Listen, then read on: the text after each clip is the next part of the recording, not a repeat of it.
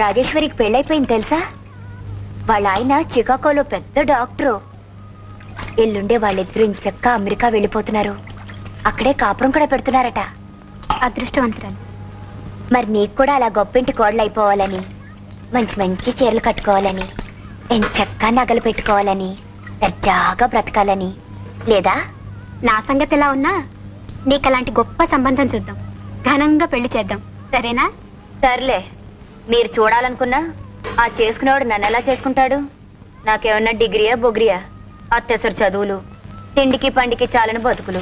మన అదృష్టం బాగుంటే మనల్ని అర్థం చేసుకునే వాళ్ళే దొరుకుతారు, మనల్ని సుఖపెడతారు. దొరకపోరు, దొరుకుతారు. త్యాగరాజు గారి గుడిలో నిర్మాల్యం తీసే పూజారి నీకు, కూచిపూడి అగ్రహారంలో ఉన్నట్టు వంగం చేసేవాడు నాకు దొరుకుతారు. గంతకు దగ్గ బొంతలు. ఏమిటే ఇవాళ పెద్ద పెద్ద మాటలు మాట్లాడుతున్నావు? లేకపోతే ఏమిటక్క, మనది ఒక బతికేనా? పొద్దు లేచిన దగ్గర నుంచి నీకేమో గొంతు అరిగేట్టు సరిగమలు గిరిగమలు, నాకేమో కాళ్ళు విరిగేట్టు దద్దితేలు దిద్దితేలు. ఇవన్నీ మనకెందుకు పనికొస్తే చెప్పు? అర్థం చేసుకోరు.